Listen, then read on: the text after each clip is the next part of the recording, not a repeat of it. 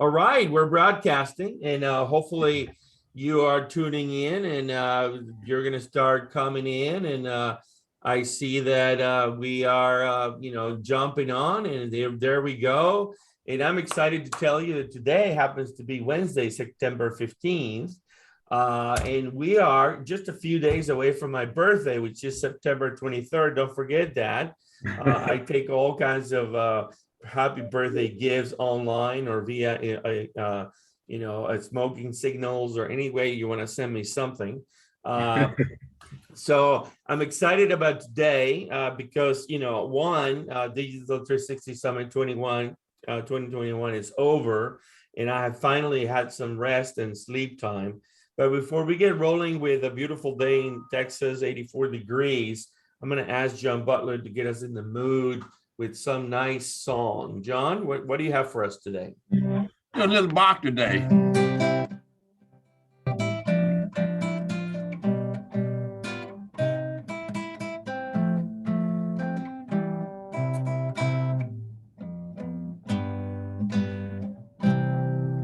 Just a little Bach to get us going. All right. Well, thank you. John, how are you today? I'm doing fine, looking at the things around the world, what's going on, trying to make sense of everything. Had a great early MBA elective class this morning on innovation and technology transfer. Had the great Austin entrepreneur, Gary Hoover, to speak to my class on innovation and entrepreneurship and trying to make sense out of what's going on in the world, using innovation and entrepreneurship to improve the world. So it's a great day in Austin, Texas. The sun is shining. And my hometown in Louisiana, New Orleans, again, pounded on the North Shore over there in Franklinton. So I hope they're swimming well over there. I need to call them afterwards. Everything is. I understand that it is, as usual, raining and flooding is a big problem, but at least the hurricane was not as forceful as a lot of people had expected and forecasted. So hopefully the fatalities or the challenges are not as severe. Right. We're holding everybody on prayers on that front. We have today our first, what you call it when you get a teaching sub. This is our first journalist sub that we have ever had. And I'm excited to say that Linda Gasparella is pitching in for our own king, Llewelyn King. Linda, how are you? We're going to call you the queen. Yeah, you should. I accept that. Bow or curtsy, that would also be recommended. Yes, I'm advocating for my husband, Llewelyn King, today. I'm very happy to do that. For a long time, we ran a show on cable television. It was a stock market show that was called The Bull and the Bear. My husband subtitled this All the Bull You Can Bear. So I'm hoping that you would think that of my remarks today. That's brilliant. And then hopefully, we will get some great insights because you are, if not more brilliant, for sure the better half of the marriage. Let me say hello to our distinguished guest, Richard Medina. Richard, how are you, sir? Good. I'm doing fine here in San Antonio. It's a little cloudy, no rain. We didn't get any rain, but we did send some crews to go help Centerpoint out with some of those outages. Good. Yeah, so I was going to say that that's usually a big practice among the brotherhood of utilities to help each other out in times of potential catastrophe. So let me introduce you formally, Richard, for those that don't know you, which probably is not, too many people. You're a well-known guy and one of what I call my grid brothers that is stewards of what's happening in the grid. And Richard is actually the Vice President of Grid Transformation and Engineering at CPS Energy. I think that's his shorter title. He's responsible for grid transformation, transmission, and distribution planning and systems engineering, which includes integrating new technologies into the grid to support their flexible path. Maybe he can elaborate on that when he talks a little bit about what they're working on, while maintaining a safe and reliable system. and reliable probably should be nowadays synonymous with resilient, and he can also talk a lot about that, being a double E. Richard has been with CPS for over 26 years, so congratulations on having a beautiful career, serving in a variety of positions in various engineering departments, gas engineering and marketing, and distribution, construction, and maintenance. So he's kind of done it all. Well, he wears the hard hat and the steel toes very well. Richard is a licensed professional engineer in the state of Texas, and he holds a Bachelor of Science degree in electrical engineering from Texas A&M University. Welcome, Richard. Thank you. Thank you for having me. Absolutely. John Butler, you're going to be okay with an Aggie on stage, right? I would have sang the Aggie fight song. I'm a little upset that they beat up on my LSU Tigers last year but we should have won the game, but welcome. Okay. We do a lot of stuff together. Yeah. Research together. So I want to go on the record for saying something that maybe it's not the first time, but to me, I know for a fact when it comes to what's going on with the Big 12 and the SEC, this is the very first time that UT is actually following A&M on something. That's right. Well, I can tell you this. I can just tell you this. The Longhorns will be there. They better get us now. We lost Arkansas. But if they're going to get us, they better get us now, because in the next 2 years, these next games, we just had a bad game up there. Yeah. And I was a little disappointed in my Aggies. They went up there and their quarterback got hurt. And, I went to LSU, and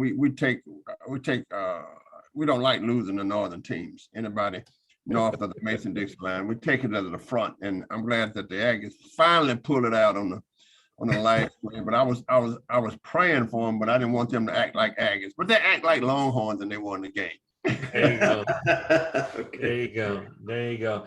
So to get us rolling here, we keep tracking what's going on with COVID and the economy, and things are kind of trending, little spikes here and there. I was really interested in the sort of the contracts of Digital 360 2021, which we had a lot of spacing and everybody was wearing masks, and we were trying to have a very safe environment. And then that weekend, I saw all these football games, 100,000 people cramming a stadium like sardines with no masks. And so far, I haven't heard of any epidemic proportion rebound, but who knows? But I'm curious, Richard, running, the largest gas and power municipality in the U.S., city of San Antonio, one of the largest cities in America. Tell us a little bit about sort of the last 6 months, 12 months, COVID, any experiences on how you had to transform, how you run the grid, how the grid functions, any new learnings about new, techniques about, keeping the lights on, the job cannot stop, yet you got to be safe in terms of your health and all that. And then what's your take on what's going on right now, the economy, Texas? I take it that San Antonio is growing and things are, continue to challenge on the building side of things, new buildings, new build outs. So give us a little sense for COVID and the economy these days in San Antonio. Yeah, so for us, for COVID, we have a great safety team, and they work with our folks internally to educate them on everything that the latest happenings with COVID. Mm-hmm. Just the social distancing, all the vaccines, literature that's out there.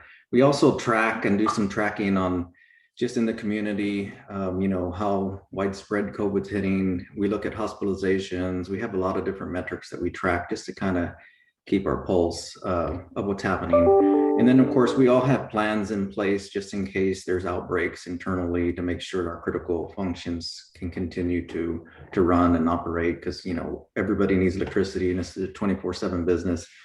So our teams, I think, embrace that, and we're doing quite well. We did have a couple people that fatalities due to COVID, so it was very heartbreaking. But we continue to monitor everything. And right now for us, in the community, we're on a downslide. It's still kind of high for us, but it's glad to see it decreasing. As far as the growth, you're right. I mean, I think, you would think COVID would be impacting growth, but growth is here. And, the building, I think just because interest rates are low, everything's booming. And so the complications with COVID and all this growth is that we're running out of materials, just like everybody's running out of materials. And you have, you see on the news, the price of lumber going up, they can't find materials. And then now it's hitting all the different sectors, from getting cables, there's longer lead times. So it's making us plan way further out just to make sure that we all have the materials we need. So we have a bunch of teams just tracking, and then we'll have instances where we're running out of materials, and then we'll pivot and look for alternative suppliers.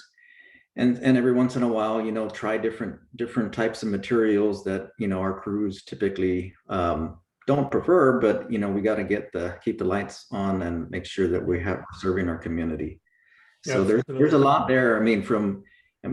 You hear all the horror stories with the chips and the vehicles. Everybody's having problems with vehicles. I think fuel prices are going up, which also is good for us because we're like, hey, let's educate you on electric vehicles because that's another alternative, and energy prices are still stable. And there's an option there for you to get electric vehicle, and we have some incentives and some programs that we can work with customers. And so there's a lot going on. It's just extremely busy in all fronts. Yeah, I would imagine so. Guys, any follow-ups for Richard? Yes, I do. Richard, I've been waiting on you for 2 years to ask this question to you. Okay. You're the guy that bring everything on the internet. There's a lot of literature, and I'm deep in this grid literature. I'm getting another PhD by reading Andre's books, and I'm reading a lot on the grid. There's a lot of research on forecasting business models. I'm sure you're familiar with that academic research. And if you look at the grid in the next 5 to 10 to 15 years, given that everything that's happening, given that the modernization of the grid, that's going to assume that it's going to be, it's not going to be like it is, right? It'll be automatic. How do you forecast a business model for the utilities that you work with and the consumers that you work with? Because it is a huge deal in the academic research literature, as you know. Yeah, that's interesting because I think all utilities know our business is going to change. And I think everybody's keeping tabs of different technologies and how fast they're evolving, disruptors in the markets, right? I think we've seen a lot of those hit different marketplaces. So, as a utility, you're sitting there going, hey, I need to make sure we're monitoring all that stuff and not for the sake of protecting things, but to bring that to our customers, right? So if there's newer technologies that are coming out that are better for our customers and help us provide power, that's what we want to do. And then, of course, the business models will come. We've seen all kinds of different creative business models around solar and battery storage now are coming. You're right, exactly. The grid is going to get more automated. We're right now deploying lots of reclosers across the system just to make sure there's a lot of automation. And for us, that automation on breaking up circuits, when you have issues, in the future, you kind of just look at how everything's rolling out. Customers are all going to have solar on their house eventually, right? And everybody's going to have electric vehicles, which is a battery storage. Everybody's going to probably have some sort of battery storage at their house too. So that combination battery and solar, and then also an electric vehicle. There's going to be a point in time then if there's a power outage or some type of failure, you can isolate a section with those reclosers, and then it's easier for the utility to deploy some sort of either generation or battery storage and bring up a mini microgrid. and we'll start seeing a lot of those. Communications, that's always, it's been exploding for years, and it's just migrating faster and faster. So the communications is important, cybersecurity is important. Those are all, I think, topics that are near to dear to all utilities' hearts, to make sure that, one, the power, it's secure for our folks. Yeah, and I'll just say, for the first time that I remember, this is a topic in the political arena. I hear in the state of Texas, we never talked too much about the grid. We celebrated Andrea's grid in Austin, but it was so positive, we celebrated. But I think for the first time, with business models and the outage that we had in the state during the wintertime, it has become an interesting topic in politics for the very, very first time. So what is ERCOT? Well, we play ERCOT on September 15th. No, ERCOT is not a college, it's the grid. Oh, I thought it was ERCOT University. Nobody knew what it was. Nobody knew what it did. Nobody knew it had a board that was not paid. So I think for the first time, I think it's very interesting to me where the thing that really makes us go, which is electricity, has been left off of the political agenda, but I think it's there now. Yeah. And when it's there now, that means new business models, who's responsible for it, where can I buy my own grid, how can I get off the grid? So I think the business models will be interesting. Thank you. Yeah. Linda? Well, I think that that COVID really has thrown a spanner into so much in the United States, whether it's our economy, our society. But it's interesting how there is some resilience, and I know that some of it is federal assisted resilience. But I looked at a figure that Andres gave us, which was that there is a total of 15.5 million jobs that have been added since May 2020. This is really kind of a remarkable rebound, considering that we're now being hit with the Delta variant. And there's another interesting fact that came out this week, which is that the US poverty rate fell. It fell in 2020 to 9.1% from 11.8% in 2019. Now, I know this is largely the result of an extensive federal relief assistance passed during COVID-19, but single mothers saw some of the largest declines in poverty. It's unclear if they're going to still see these gains and if they're going to endure with the COVID cases and especially the Delta variant.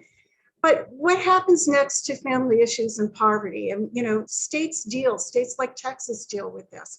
It's largely going to depend on how many Americans are able to return to work and if the US government extends some aid to low income Americans. So let's keep our eye on that. But there are some little glimmers of the resilience of our society and the fact that we can make it back.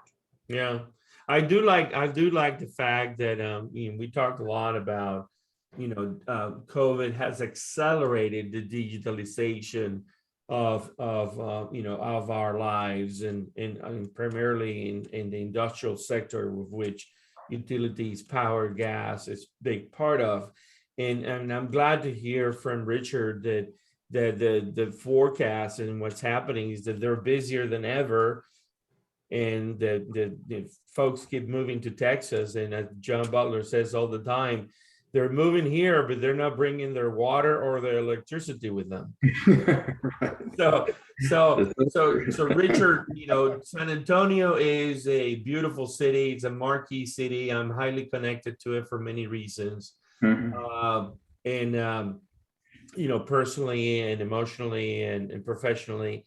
And do you see, as Texas is probably reinventing with the corridor, all the way from Dallas to I-35 to San Antonio, right? We're kind of reinventing, everything. You have Toyota as one of your latest customers down there. We have an auto industry coming into Texas now with Tesla in Austin and so on. Do you feel that as one utility guy to another, do you feel that we are, with all eyes on the ball to make sure that we can double the population? San Antonio is going to be 8 million people, 9 million people. You guys is that what you're planning? You're getting ready for a big growth over the next 10, 15 years? Yes, I mean, we've been seeing, San Antonio's been seeing a lot of growth. I mean, we have the military bases here, so there's a lot of activity. And then, of course, we got the Riverwalk, a lot of folks coming down. So we do a lot of planning with the city just to make sure that we're all in sync. We do have rigorous communications with all the building community, because that's the last thing they want is for us to tell them, yeah, it's going to be a while before we get to you, and nobody wants to hear that. So the planning is really good. A lot of communication between all the areas. One thing, like you mentioned, which is really interesting, is like you mentioned, Linda mentioned, is jobs. And it's just amazing to see everybody hiring, and there seems like there's not enough people to fill these jobs. I mean, to the point where now they're, even restaurants are doing signing bonuses, which who would have believed that, if you worked at the movie theater, you get $1,000 signing bonus to go work at Santiago's. And so we are having issues, the same thing, keeping staff, because everybody's hiring and everybody's offering more money. So it's just it's a interesting time right now on that front. Yeah. Richard, tell us real quick, what is your flex program, and you are trying to diversify, and obviously renewable is a big part of the future, and being a grid guy, renewable is really a big challenge, right? How do you keep the 60 hertz and the modulation and the frequency with a gazillion potential devices going off and all that? But walk us a little bit about what you're all trying to achieve with your flex program that started a while back, and where are you guys at on that? Yeah, so the flexible path right now is really is our vision of the future that our CEO Paula Williams had put out there. It's just really to let the community know that we're very flexible as technologies evolve. They're continuing to evolve. There's a lot of work with EPRI and their low carbon research initiative, looking at new technologies to reduce carbon footprint across the whole industry. But we did one portion of our flexible path resource where we put out a bid to look at up to 900 megawatts of solar, 50 megawatts of storage, and then 500 megawatts of firming capacity. And we're looking at various new technologies and allowing bidders across the globe just to bid on these things and look at, hey, is there any new technologies we can glean from these? I think all utilities know that the big power plants, that's kind of going away, and everything's getting more smaller and distributed. So that's kind of what we're looking at right now, and we're in the process of evaluations right now on those. And that tradition, let me ask you about the automation of the grid. Everybody that I talk to, in terms of the business model, say that, I mean, not every other person, everybody in the industry say that we're running on, 1920 technology. We don't have the smart grid. And how do you see the relationship between the public-private partnership between the technologies, because the grid can be automated? I mean, how would you bring on automation to the grid and spread it throughout America? Well, I mean, I think, the technologies, like I was saying, are still evolving. So like, if you look at the grid today, although there's a lot of solar, there's really not a lot of solar. And there's not a lot of battery storage, even though we're seeing more and more. So it's still going to take a while before the grid is actually proliferated with all these new technologies. And then, of course, there's all the software platforms that utilities use behind the scenes. Those are being developed. EPRI is working with a lot of utilities and the software vendors to make sure everybody's prepared. I mean, you kind of see, I mean, we work closely with EPRI, and we're working all kinds of neat things from, just control. That's what I was mentioning earlier, controls of everything. I mean, you start seeing now, you got Alexa that can control your car charger, they can turn on and off your lights, they can control your thermostats. I mean, refrigerators are now getting connected, solar washers and dryers, and all that stuff is getting connected. And then you start adding more solar and batteries to things. It's going to complicate the grid, but I think, everybody knows it's coming, and they're all working on solutions for that. Yeah, Rich, I was speaking. And that's on the distribution level. And then on the transmission level, I mean, I think you mentioned, the different models, there's different, ERCOT was an all energy market, and there's going to be a whole bunch of debates on what it should look like in the future. Yeah, I was asking about the fact that we still do it by hand when we do loads. I mean, we don't have, the software is not there where, like when I fly from Austin to Dallas, the airplane pilot is now passionate now, just watching everything. So I was speaking of, I mean, right now is, I know that we're trying to get the software and all of that stuff and the solar, but the fact is that people are still doing it by hand. They're still moving the load where it needs to go by hand. And I was wondering, would that be the automation of that procedure? Yeah, I think in the next several years, you'll start seeing some breakthroughs and some more automation there. I mean, all the AI stuff is ramping up. I mean, there's that AI is going to be part of all these new systems. The same thing. I mean, everybody has smart meters. It's how do you get all that data and let the computers automate for you. I know we were kind of looking at there were some softwares out there that also integrate satellite imagery and try and project where all the growth's going to be in your areas. And they look at, hey, here's all the new growth of lines over a period of time. And we were looking at some of that stuff, but what's hard to capture is all that infill developments in all the areas in Austin and here, and a lot of areas, the older areas are being redeveloped, and they're turning into huge loads, and then you got older infrastructure in those areas, and it creates some issues for utilities. But I mean, you're right. I think it's gonna be a little while before all those tools are developed for the industry. Yeah, Linda. Richard, how many of CPS Energy's customers are on smart meters? And how is the data from these affecting your planning? I know all our customers have smart meters. Now there's a few of the population that were able to opt out, which was a very small percentage. So the data is being used by various areas. I know we can pull 15-minute data on all these meters. They can run analytics to see if there's a car charger, electric charger.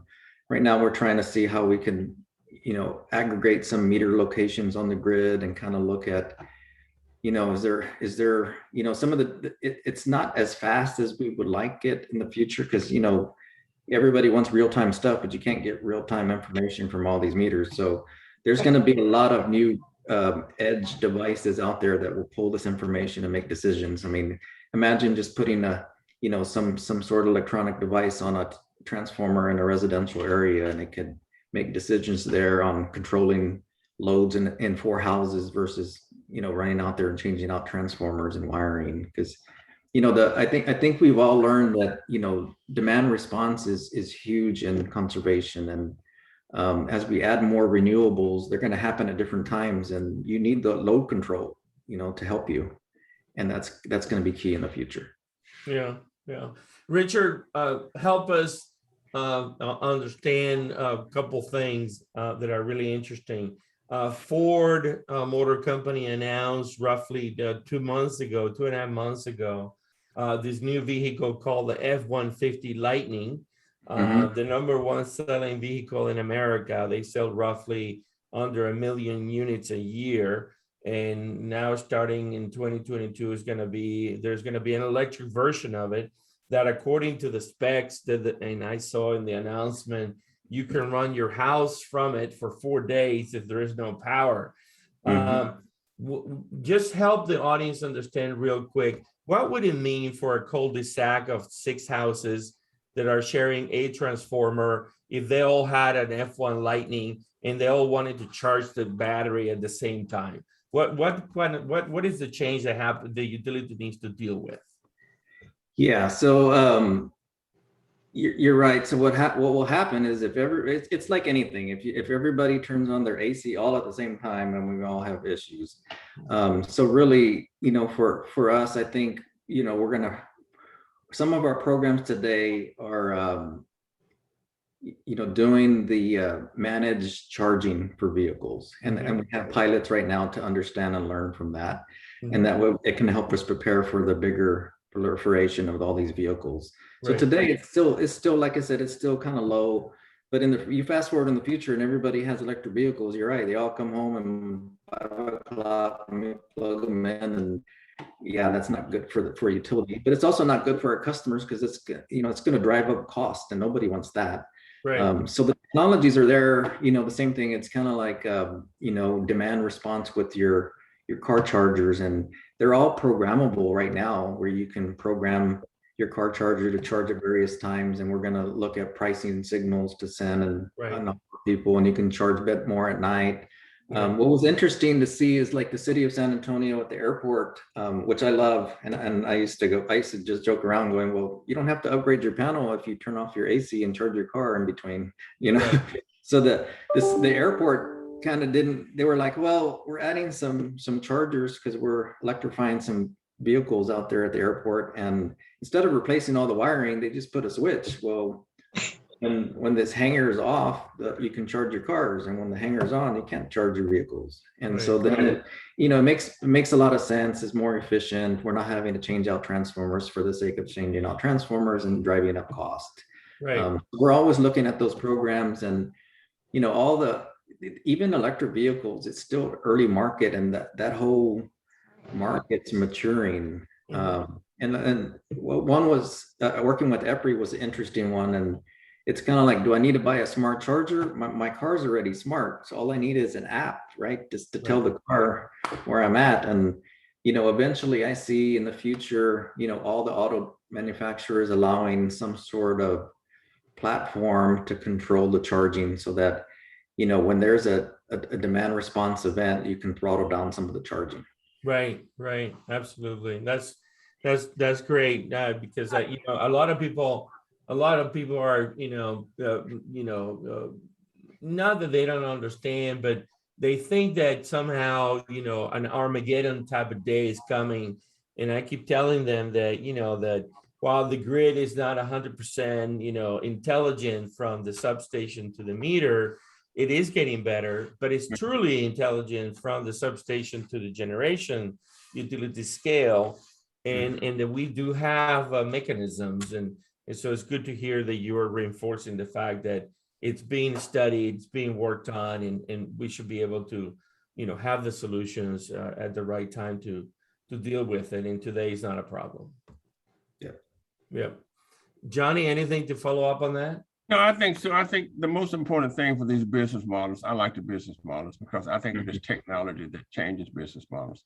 And I do believe that in the future, there'll be so many different kinds of business models available for the grid and also for the customers in the future. So I would just say, stay in tune with the new technologies, because when they come, they tend to come fast. Yeah, absolutely. I was gonna ask Richard something, a different quick question. Richard, in the latest legislative session at the state, there was a ruling that was passed that I think was more of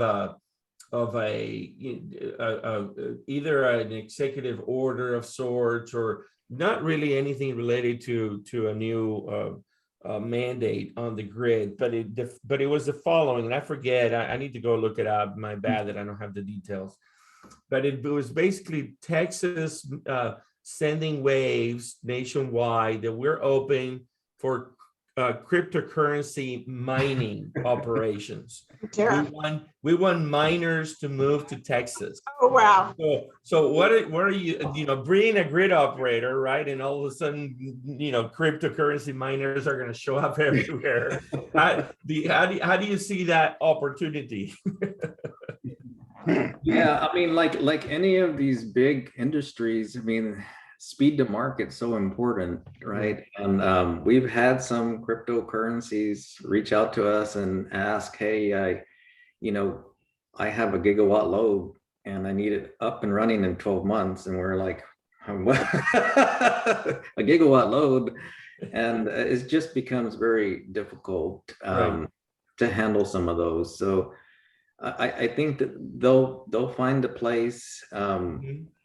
I think right now it's a little challenging just with the market and materials and all kinds of stuff stuff like that. But they're out there, and they're huge loads. I mean, it's just a huge load. That's amazing. I get somebody calls you for a gigawatt, I mean, I thought it was more like a 10 megawatts, but it's a gigawatt. Oh, I mean, yeah, I don't, yeah. That's a lot of money. I don't know. It's like, Yeah. I had a Washington aspect to that, which is that we had the SEC chairman up on Capitol Hill looking at regulating cryptocurrencies. And I think this may come at you, Richard, faster than maybe you would like. There are so many that are already in that market, but once it's regulated, it's going to bring in so many more who want to see some kind of rationalization of it. So prepare yourself, be prepared. Yeah. Yeah. So one of the things that we talk about, Richard, and maybe you can share a little bit with us is, we track, all kinds of breakthroughs in digital transformation, obviously smart energy that we have been talking about with you. But another big one that we track is smart cities. And obviously, CPS Energy is managed by a separate board where the mayor has a vote on that board. But it's still part of the San Antonio construct, if you will. And you do have a great relationship with the city and what they do. And obviously you also have a water utility that is similarly functions like that. And the water utility is probably one of your biggest customers. Tell us a little bit about what role is CPS Energy playing in the future of San Antonio becoming a smart city? And maybe you want to talk about some of your smart zones and what have you. Yeah, so our role, the way we view it, is as an enabler, and we want to enable, all the smart city technologies. And so right now, what we did is the city has an Office of Innovation office, and we work closely with them to figure out, okay, what do you want to see in a smart city? Because I think we all know when you talk to anybody, what's a smart city? It's different to everybody you ask, and you ask utilities and they have one view, and you ask the city, there's a different view. You ask a customer, that's a whole different view. I mean, it's right. Just so really what we do is get with our customer and go, well, what does smart city mean to you? So we can see how we can enable that and make that happen. So for the city, I think some of the low hanging fruit was really around, street lights. How do we put more controls on all the street lights? That's a service we offer. We have 130,000 lights out there that we manage and maintain, and that's another opportunity. But if we're deploying something like that, how do I also offer the city other sensors? So the city was interested in air sensors and noise sensors and all kinds of water sensors to detect water sensors for low water crossings, and just a bunch of low bandwidth sensors, because that's usually the easiest one. And then we all know 5G is coming, and then you can overlay smart city applications with 5G. And so right now what we're doing is we have a pilot going with AT&T and Itron, and we're looking at these innovation zones, and they're looking at smart parking and all those sensors I talked about, noise and air sensors and temperature sensors, and then the smart street light stuff. And we're working on that right now. We're looking at the various technologies that they have, and then we'll make a decision on how to deploy it at the end of the year. Right. And so we look at those innovation zones, and then, like I said, we'll work with the city and continue to make improvements there. Right. Richard, what if I were to tell you that we can show you how those red lights can produce revenue? Okay. we have a case study for red lights. We have a case studies at CMD, and maybe I would like to talk to you about that. Sure.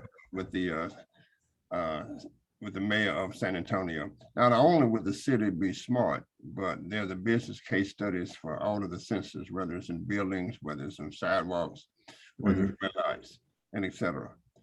So maybe we can have a chat about that later. Oh, of course. I'd love to have a chat. Yeah. Yeah. Linda, any thoughts on smart cities and how they play a big role in that? I think, like cryptocurrency, smart cities are coming. And, I think that there's been surprisingly little pushback about smart cities in the privacy arena. Mhm. People know that their lives can be improved in many ways by having a smarter city. And by the way, who wants a dumb city? If you were to ask somebody, do you want to be a smart city or a dumb city? What do you think they're going to pick? They're going to pick a smart city. And the technologies are really coming up too. And I'm very encouraged to see there are technologies that will help with all sorts of things. I mean, whether it's improving, safety in a high crime area, or, whether it's going to be helping ambulances get through crowded streets. I mean, there's just, or potholes, filling potholes. Having smart city applications there is just, fantastic. We're not going to have to see those men in hot San Antonio checking for holes, and where the potholes are. Or maybe there aren't any potholes in San Antonio. I mean, fewer than there are up here in East Texas, where we are, Rhode Island, thanks to the extreme weather that we have, and which you may have too again. But anyway, it's just, it's just one of those things that is getting better and better. And communication with the public is really important, so that you don't have a lot of misunderstandings and a lot of delay in their rollout and especially at a time where cities are competitive, where every city is saying, I'm smarter than you are, so come here. I know Texas wouldn't like that. That's true. That's true. Let me pause for a moment and allow me a 30-second commercial. Hopefully you all can see my screen. And I wanted to tell you that again, the version of 2021, this should say 2022 here, that our Digital 360 Summit went really well, and we're locked and loaded on the 2022 edition, September 6th through the 9th. We're deciding where we're going to do it in the corridor. It could be anywhere from Round Rock to San Antonio. We're evaluating that as we're trying to showcase the corridor on a yearly basis on Digital 360. It's going to be a slightly different format, still 3 days, but it'll be 3 sessions per day with a keynote and a panel. And so we're kind of narrowing a bit the scope and allowing more for networking and sharing. And these were the speakers, keynote and speaking companies in 2021. And thank you, Richard, for being in the Smart Energy and Utilities panel with your brethren from Centerpoint and GVUC and others. And I want to thank Texas State University for sponsoring the Digital Roundtable. So let me come back real quick to what I think is really important in terms of where we're heading with different, we have talked about different technologies. One thing that we haven't talked about, Richard, that I want you to share is give us your sense of educating the customer. The customer relationship is changing. So traditionally, utilities have residential customers, industrial and commercial. Industrial and commercial customers are traditionally more sophisticated.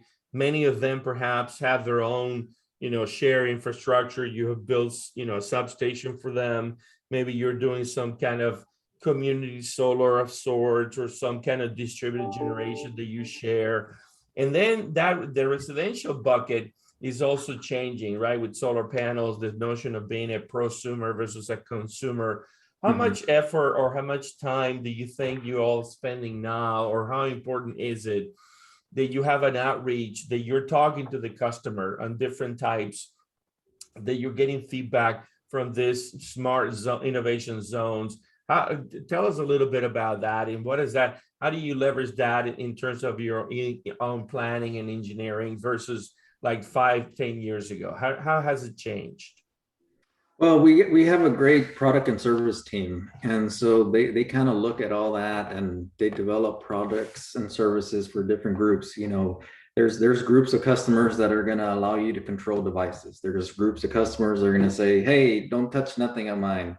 And so we develop programs for, all the different types of folks that are out there, so that we have incentives for those who want to control their own devices. So we can monitor to our smart meters and say, okay, if you turn off your car chargers between this hour, I can monitor it with a smart meter and I can give you a rebate. So then I don't have to control your stuff, because there's a lot of folks that, they're like, hey, you're going to control my, my car charger and my thermostat and my, so there's a lot of folks don't want you controlling their devices. Right. But we need help with controlling loads. And so developing all those programs and testing them out to see what makes people respond.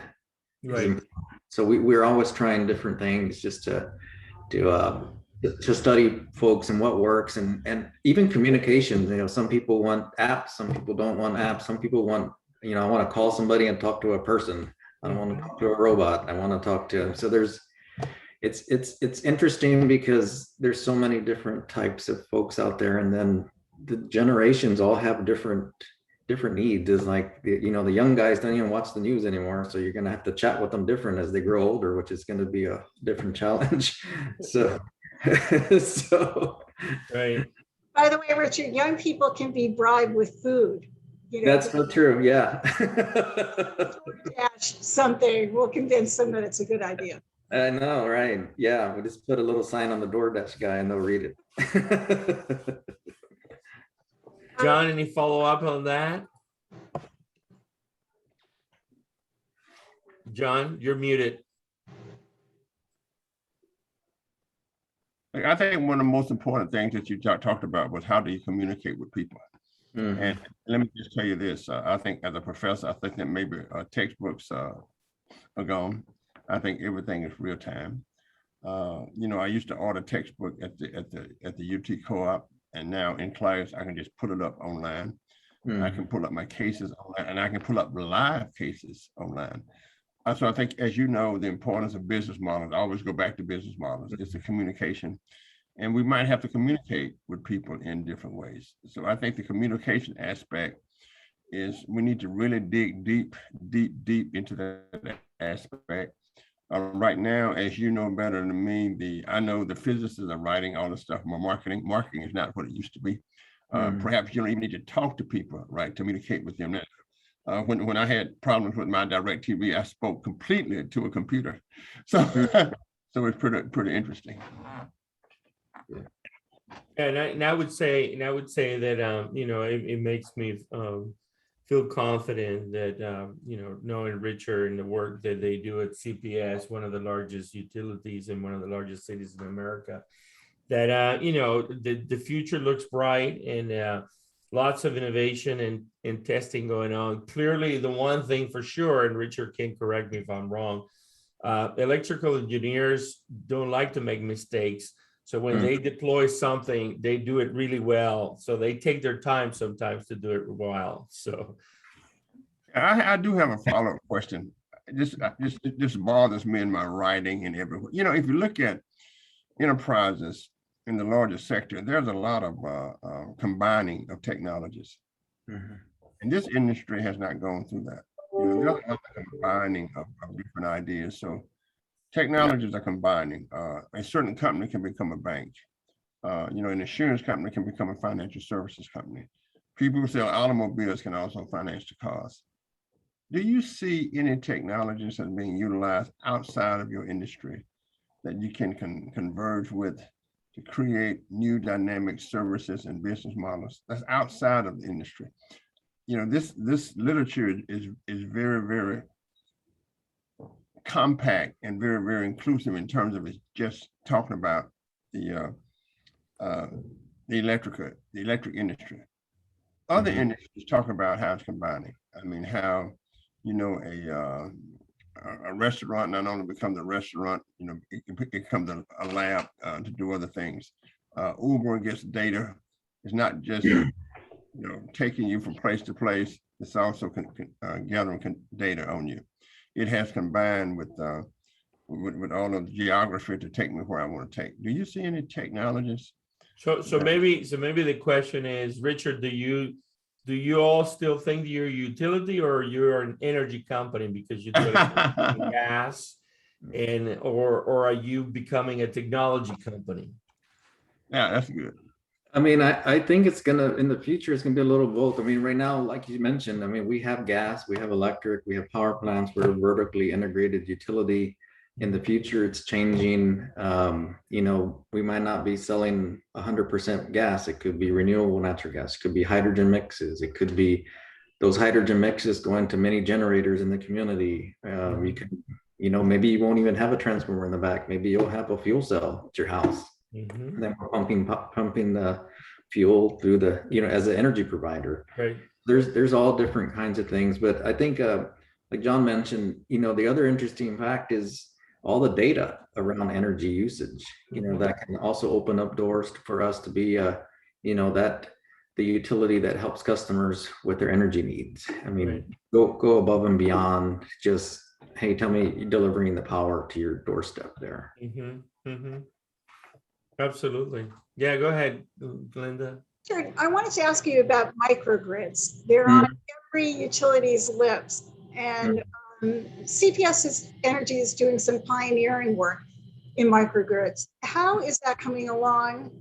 And will these defend your system in times of weather or cyber attack? I mean, I mean, it's a, microgrids are interesting, right? And I think all utilities are piloting some sort of microgrids. And sometimes people call microgrids and it's a backup system. So it's like, well, is that a microgrid? Is that a microgrid? What, it goes back to the smart city stuff. Well, what is really a microgrid? But utility scale microgrids, there's not a lot of them. They have to be engineered for the loads. And so I think, like I was saying, over time, you're going to get more load controls. And then once you have load controls, you can have some sort of controller that will control, you know, many areas with the microgrid. You know, we are working with the Joint Base San Antonio here, and they're installing a big microgrid there. And we're involved with them just to make sure that, you know, everything is, we're protecting our line workers when things isolate, and the line workers know how to disable if there's any incidents.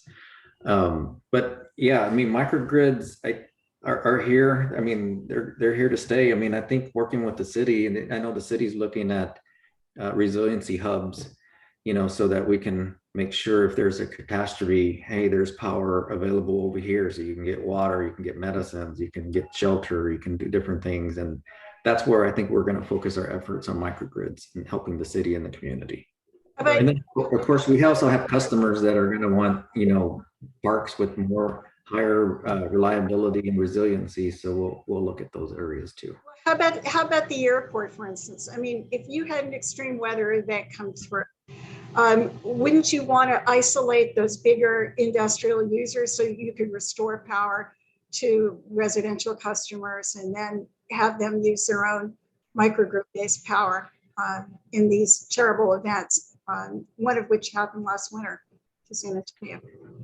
Yes, and I mean, that is all part, I think all utilities in Texas are looking at that on how we can leverage on-site generation. So I know during the winter storm, we were calling up some of the data centers, we're disconnecting and going on generators and pushing power back so we can give them to our customers.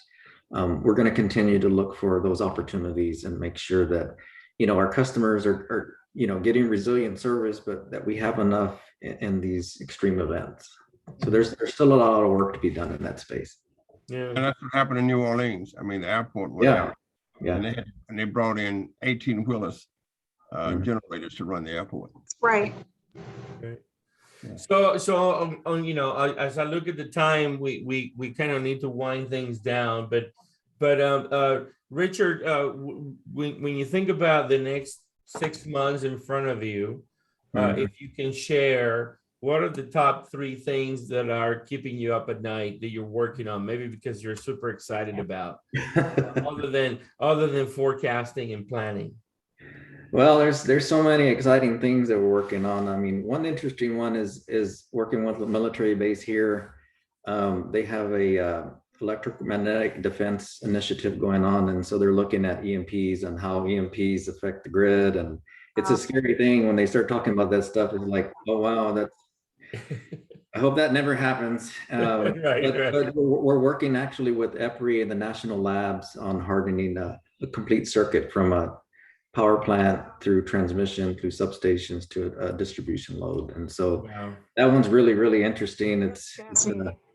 fascinating, yeah. And then we're also looking at some of the new technologies around, there's a company called Yada Solar that has little mini Yep. batteries you can put behind solar panels. And, that's another way to get more battery storage out there behind the solar panels. It makes a lot of sense where now you can dispatch the energy when you need it. Right.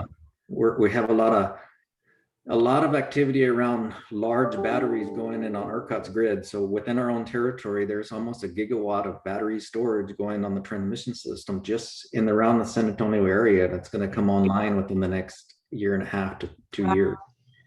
And then if you think about that, it's like, okay, well, if I got all those batteries and then I got all these solar farms, if there's an extreme event, how do we plan to make that a giant microgrid?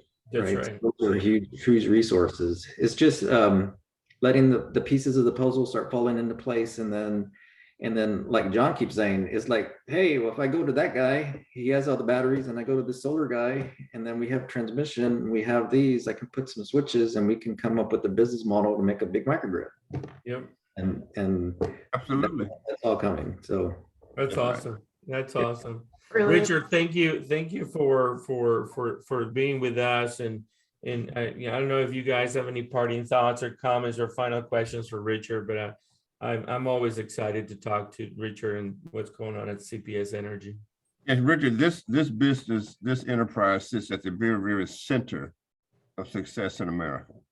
And we, over the years, we have put it on backstage, but now it is now center stage with EVs coming, and the knowledge and know-how that people have that when you turn the lights on, they might not come on for a week. And I think that the technologies that we need to do with the storms, then I think it's like going to the moon. We need to solve the outage problem with the new technologies that we have that's on the shelf as well as those that's being. Right. that's right. Electricity is the indispensable commodity. We thank you for providing it in such plentiful amounts, and you should keep the teenage cryptocurrency in line. Right. Linda, we need to talk about that play money you keep bringing up. Right. Where my husband's away. That's exactly what I'm doing in the kitchen. All right, I wasn't gonna treat you like Llewelyn, but we need to talk. We need to talk about that play money you keep bringing up.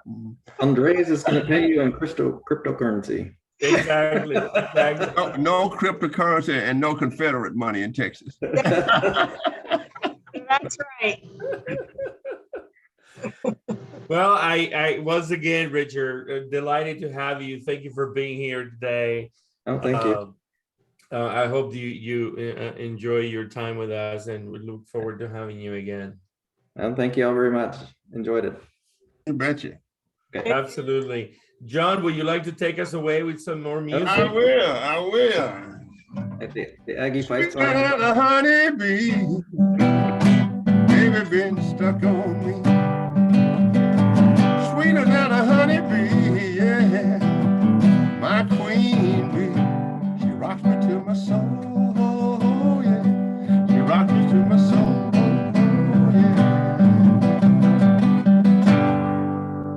Excellent. Thank you, guys.